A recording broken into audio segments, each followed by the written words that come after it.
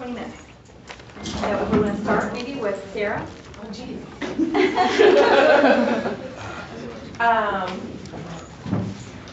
Let's see, Shailene, I know I spoke to you briefly last night. The script, or at least the early draft of it, was written by the same guys who did Detective Now.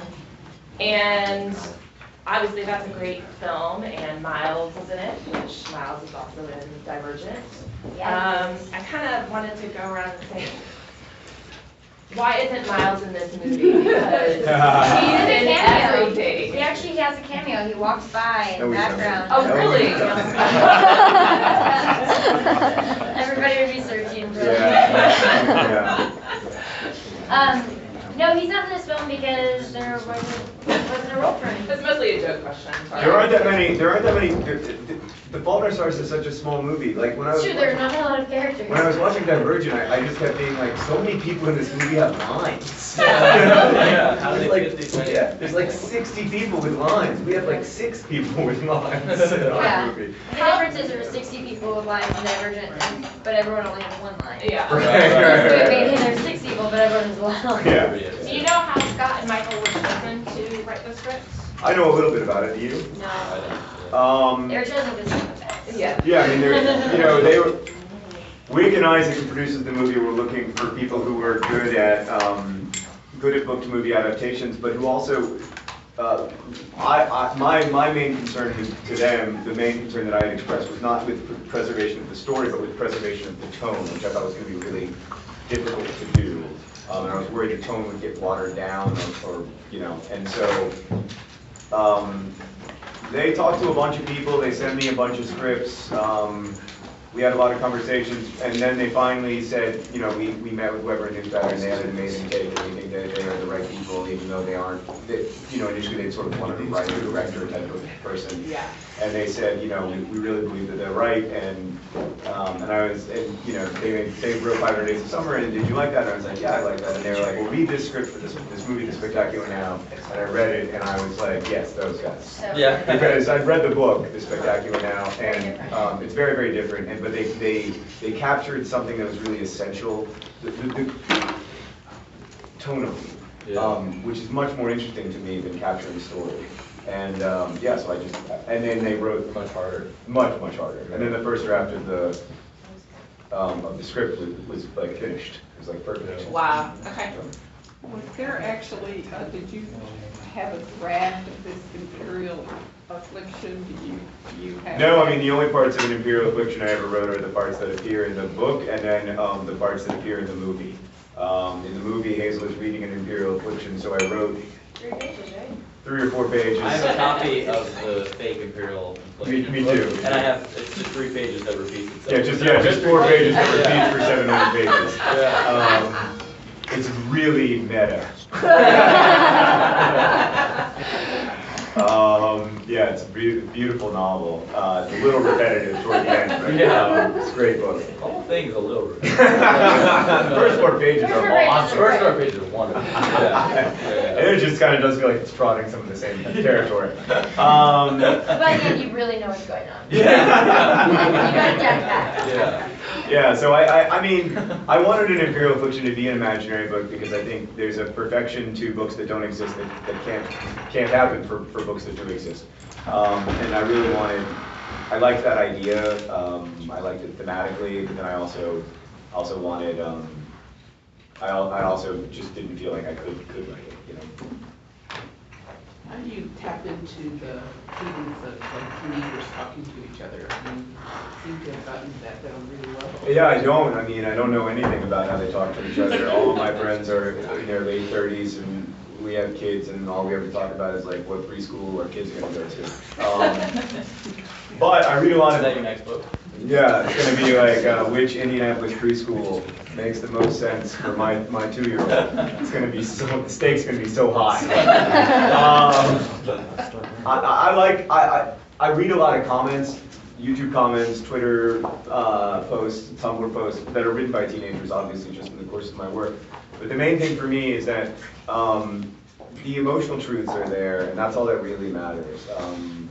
I don't think kids care if you capture slang properly. I think generally, actually, when you try to capture slang properly, it's an epic big failure. So yeah, I just try to write with emotional authenticity and trust that they'll forgive me whatever mistakes I make. I don't think you try, you do. Oh, thanks, buddy. In the books, Because I always call everybody buddy. Oh, nice, okay. Maybe that's what I'm saying. Hey, buddy. in the book you use one of my favorite artists' paintings, the Sin of Pipe. Yeah. What made you want to use that involving with Shailene's character? What a hip question. That is a cool question. So, that's a great question. I mean, it's got kind of a boring answer, but I'll give it to you anyway. I'm really interested in art. My wife is a curator of contemporary art, so I just get a lot of it by osmosis. And in an imperial affliction, one of the very few things that we do know about it is that it's very concerned with identity and authenticity in the relationship between like the perceived self and the real self, which I think is interesting for people living with cancer, because a lot of times they're perceived one-dimensionally. You know, they're perceived as kind of less than fully human in some ways, because they're thought of as these mere tragedies, or people who, you know, can't have sexual desire or can't have full, rich love in their lives or whatever. And that distance between like the thing as it actually is and the thing as it is portrayed is captured brilliantly in that artwork, because it's a picture of a pipe that says this is not a pipe, and it isn't a pipe. But of course, when you look at the picture of the pipe, you think that is a pipe, because you're thinking that the representation of a thing is the thing. And a lot of times I think when we think about people living with serious illness, we think that the popular representations of them, which I think are often very one-dimensional, often very dehumanizing, are the thing. We confuse those representations of people living with disabilities with the reality that people living with disabilities experience. And so that was what I was trying to hint at. Sorry, that was so. You are so smart. It's really good. I mean, that's so. Well, I spent 10 years writing the book, so you get bored sometimes. Yeah, it's just amazing. While we're on the book, you do have a really good balance in worldviews. All the characters kind of have a different approach, but none of them takes over. And Nat and Shay, you can weigh in on finding the balance, but how do you do it? Yeah, I mean, I wanted each of them to have their own worldviews and to still love each other. A lot of times, like, we think these days life is such an echo chamber that we think you can't love somebody if you disagree with them about one thing. You got to agree about everything to love each other. It's ridiculous. That's not right. Huh? Yeah. Shay can love me despite me drinking Diet Dr. Pepper. And you can love me despite drinking 10 cups of coffee. So yeah, I mean, I wanted, you know, I wanted Hazel and Gus to really disagree about what the point of life is. And I love one of my favorite scenes in the movie is that scene where you and Gus are at Funky Bones, and he's sad, and you just get mad at him. Yeah. And he's like, "Don't get mad," and you're like, "I am mad." I love the way you say "I am mad." It's one of my favorite moments in the movie because it's so frustrating. Yeah. Like, he won't see it from your perspective, but that doesn't mean you don't love him. Yeah. And that, yeah, so that was just really important to me. I think that scene is a really important message. I mean, not that a movie should be a message, you know, but I do think that that's a good message, that you don't live your life to be remembered, you live your life, you know? Yeah. And I think her response is really beautiful in that scene. It's interesting to hear Ansel talk about that too. I know he's not here, but I'll speak for him. Because he always talks about like how in this process he's learned that he doesn't like last night when he was asked how he wants to be remembered, and he was like friends and family, and that's cool to see. I don't know. It's changed for me too. Well, I think it's not even necessarily to be remembered, but I think one of the things I love so much about that message is I remember when I was in high school. I'll never forget when I was in high school, I was like, oh my God, I'm gonna change the world. I'm gonna stop deforestation. I'm gonna do this. I'm gonna like get everyone on the planet to recycle. And I was just, because you exist with a small community of people. You know, the world as you know it is related to, high school I went to had 3,000 people. So there's 3,000 people that I was like, this is gonna be easy to change. And then you get out of high school and you're like, wow, there's a whole world and there's millions of people who think just like me, and yet, like, you know, there's a whole world out there. There's so many different things that no matter what you dedicate your life to, there's still A, B, C, D, E, F. And I think that is a complex that is natural in like the coming of age process, or thinking that you're the first one to ever think of an idea, or the first one to ever play a song a certain way. Right. And I think that like learning at a younger age that it's not about like playing that song. It's not about like it's playing the song because it feels good for you. It's not playing the song in pursuit of impressing others. That's what I think is so powerful. Yeah, that's why I feel so good about being part of this movie, especially because it's such a small story that it's just about a couple people and it's so specific, and yet last night we hear all these people chanting these characters' names, and it's on such a big stage, and I think that's it's really amazing because it's you know, we are involved in something that's going to reach a lot of people and has the ability to, you know, John really has changed people's lives, and that was something that I even came to it even hit me harder last night than it ever has, when this girl came on stage and she was crying. She had cancer and she was crying about how much the book meant to her, and you know, we were all kind of giving her a hug or something that was on stage, and then everybody in the whole line started shouting her name. I was like, this is beautiful. Like, this is just, we are involved in something so much bigger than our careers and so much bigger than this movie and so much bigger than us. Mm-hmm. Yeah. It was a community. You know what you've like recreated? I think that I didn't have when I was a teenager, is a sense of community and of acceptance and an awareness. Like, there's so much discussion on bullying, Yeah. and what you're doing is the answer to all of those things that people complain about at that young age, because you're creating acceptance and allowance for weirdness and for uniqueness and for being different. And you're creating a community that supports each other in our own quests, and that is so beautiful, John Gray. Thank you, Sharon. I got a question for We're you just gonna two. talk to each other. Hey, John, you want to get some food? Johnny Depp once wrote that for great acting performances, you have to put a part of yourself into that performance, or it's not acting, it's lying. What part of yourselves did you put into your roles? And sub-question, what did you take from your own interpretations of the characters you played from the book? If I can start that from Girl's father's perspective. Yeah, right? You can. I played the role of Girl's father. It was cut from the movie, but it's a really important. When I was It's on the when I was his DVD. acting coach, I actually told him that Johnny Depp quote many times. my line was Yeah. Jackie, I'm so sorry, and I just Yeah. wasn't able to internalize. I wasn't able to connect to it. I wasn't Yeah. able to connect. I am also a father of a girl, and I was thinking I am also Girl's father. In real life, I am I'm a girl's father. Girl's father, and yet I couldn't connect to that role, Yeah. and that's why I got cut from the movie. No, they got on that because they wanted to save it. They wanted to improve DVD sales because they knew people would buy them and people were on the deleted scenes. Yeah. I think that I would take it even a step further and expand his quote to say, I think all of me has to be in a role. I'm never playing a character or I am lying, you know, like I'm fully Shailene within the rules and restrictions of what Hazel's world creates. Right. And I'm fully Shailene within the rules and restrictions of who Triss is. And yeah, the greatest thing that I ever received from a director was when I was working with Alexander Payne. He got to know us so well as human beings that he came up to me one day and he's like, you're not being you, be Shay. And that was his note, because I began to act, and I was acting a character versus just existing as a character, as myself through her eyes. And so I think that his quote is completely dead on. I agree. How about you, Nat? Yeah, I mean, also I think that, Shay makes it sound so easy, but you have to be like a master actress like Shay to be able to do that. I mean, it's like you have to be so good to be able to be as simple and truthful and honest as Shay is. And that's something that John's been saying in every article. It's like something that I learned a lot from working with you, is that we're just all so in love.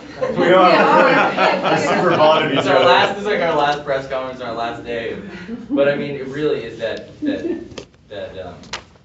you know, I do see your performances in they are different. I mean, every single one is different. So you do submit yourself to the circumstances, and so you are playing a character, but it's just coming from a truthful place. You know what I mean? Like, it's not like you're just showing up. You know, you've incorporated the character into you, and then it comes out. You know, that's at least how it feels, because every movie is so every role you play is so specific.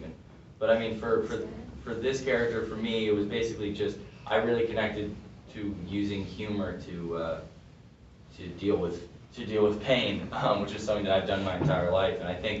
And I kind of came to the conclusion, because a lot of times I thought that's a negative thing. I kind of came to the conclusion that I think it's a good thing. I mean, I think if you can laugh about it, and meeting all these kids who really are going through these things. Like, I met this real blind guy named Ethan who helped me out a lot, and he was super angry and super funny, you know. And so I thought that's my way into the character. Is that John? What about Girl's father? Tell us. Like I said, I never got all the way there. Yeah. But I mean, you know, You faked it till you made it, though. Yeah, I know. That idea of submitting completely to the circumstance was something that I was not able to do, because I was like, boy, there sure are a lot of cameras in this airport. And they're not just on the ceiling. Shailene, in preparing for this role, you chopped off your hair in what looked very traumatic in the video. Did you end up? It does look so It traumatic. does, it I was looks- laughing when they did it, but it looks like I'm seriously crying. Like sobbing. Like sobbing. Yeah. Did you end up donating your hair to like Locks of Love? And beyond that, what else did everybody do to prepare for their roles, and even in writing? Especially the book? Girl's father. I did donate it. I donated it not to Locks of Love, to Children with hair loss is the name of the charity. Yeah, and we got thousands Thousands other of girls. other people, yeah. Yeah. There was a Hair for Hazel campaign, thousands of people donated. It was their hair. It was amazing. pretty cool. My mom did it. Yeah, that was so nice. She's the one in the background in the video. They didn't say that was my mom. I was I like, they know. should have said that was my mom. Anyways, for me, preparing for the role was really because the script was so truthful and so beautiful. I felt like there wasn't really a lot in the book, because it's told from Hazel's point of view. Kind of did my homework for me as far as who she was and what her the way that she looked at the world was, the way she looked at the world and how that seemed. But physically, I met with some people who had similar things as Hazel as far as breathing through oxygen tubes and whatnot. And it was mostly to digest for myself how far we were going to take it in the movie. Because if I were to have authentically breathed the way that Hazel would have breathed, according to the book's idea, the movie would be very long, just because she wouldn't be able to talk fast and would have to take breaks constantly between everything. And sometimes when I see the movie, there's a few scenes where I get riled up and angry, and in real life, if she wouldn't be able to do that to the extent that we could go in the movie, because she would have to take many breaks to catch her breath.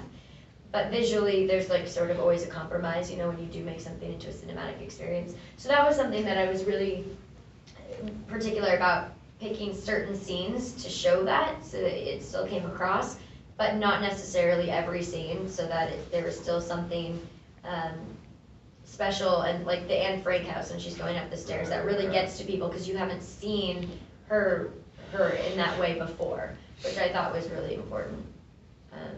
And then you talked about working with Ethan. I guess I sort of answered. I mean, on set, I wore blinding contacts for when I was supposed to be totally blind, and when I was supposed to just have one eye, I would wear one blinding contact, which just took my balance off. And it was actually easy. I thought it was going to be harder to act with the blinding contacts, but I actually thought it was cool, because I did the eulogy scene with the blinding contacts and stuff, and it actually made me really really free. I wasn't self-conscious at all, because I couldn't see the camera or the crew or anything, so there wasn't that whole added element of shaking out the rest of the world. It was I really You should just act with blinding contacts all the time. Yeah. That's gonna be a new thing, play every character blind. So you play them not blind. Yeah, you Just play put them in, so play you them don't as see sighted, cameras. then you Yeah. just don't think that They look pretty weird. They look like you're blind. But I think we all cared about the characters and wanted to do justice to them, not only to their illnesses, but also just to the characters, just without their illnesses, just to the characters. We love, there was an interview a couple days ago where somebody said to John, how do you like writing characters with these kind of flaws? And he said, I don't find the illness flaws. And I said, yeah, I think the characters already have flaws. just regular teenage flaws. Yeah, they have the flaws that people have, but like the idea that like illness or disability is a flaw is a really common trope in pop culture stories about serious disability. Because if you treat that as the flaw, then the movie's going to be like, oh, the wise sick kids who sit in their bed and spout wisdom to the healthy kids and help them. And the healthy kids learn important lessons about how to be young. Right. Whereas in this movie, no healthy kids. It's funnier and it's even more painful that they're so real. That they are angry and funny and dark. But that's why it was so important to me that there aren't any healthy kids in the movie. Mm-hmm. That's not about them. There's even fewer in the movie than there are in the book, actually. Less about healthy kids. Yeah. You wrote this book, and you made it, speaking as a teenager, you wrote a book, and the big trend right now is two teenagers who fall in love. And you wrote... That's been around for a while. Yeah. And you didn't just write about the two teenagers who fell in love, you wrote about how they react with the family members and stuff. Yeah. What was it like for all three of y'all, having that difference? Well, I wanted this to be a family story as well as a love story. I wanted it to be about all kinds of love, not just romantic love. And the love between Hazel and her parents is extremely important in the book, and I think also in the movie. There's also the kind of off-screen love story between Hazel's parents. These two people who are going through a very difficult time in their marriage, but are surviving it because of their love for each other. And that was really important to me. And I never really wrote about adults before because I was always bored by them, and I was always trying to get them out of the scene as quickly as possible. Like, let's get these kids on a road trip, or let's get these kids to boarding school, or whatever. But I became a parent in 2010, and I think I think I got really interested in being a parent. And I couldn't finish the book until I understood. I couldn't finish the book hopefully until I understood that as long as either Hazel or her mother is alive, that relationship will endure. There's that wonderful moment at the end of the movie where Hazel's mom says to Hazel, even when you die, I will always be your mom. Yeah, that gets me. That's a very important idea because love is literally stronger than death in that sense, and that was very important to me, and that's not something I understood until I had a child. We have time for one more question. Anne Frank, did you have problems getting permission to film there, or was that hard for them? We were the first movie ever to film there. Wow. Wow. They liked the novel. So, yeah. And then her tie-in with the story of one person who did influence. Yeah, I think it's two people whose lives are circumscribed, Hazel by her disability and obviously by war, and whose lives are likely to be shorter, or in Hazel's case, or definitely were shorter than they should have been in the case. But also, I wanted them, Hazel and Gus, to be able to reclaim that space for life, Anne Frank made out in the Anne Frank house. Why can't Hazel? While you are here, you are fully alive. And I thought the way they did the voiceover in the movie, and that whole scene was just, oh man, what a kiss. What a kiss. I watched it like 25 times. In a non-creepy way. No, like while y'all were filming. And every time, and the producer and the director would be like, I think they need to be a little more. And I was like, that was awesome. And they were like, oh, I don't think we have maybe like a little more chase. And I was like, yeah, keep doing it. Man, maybe we'll do it 50 times. It was just so, I made me cry so much because it's just. I love that the girl kisses the guy. I know. Yeah. I love it. I know, and I love that. I love her strength in that scene. I love that she's physically weak, but she is still fully herself. I love that even when her physical limitations are really, really pulling at her, she is still you still make her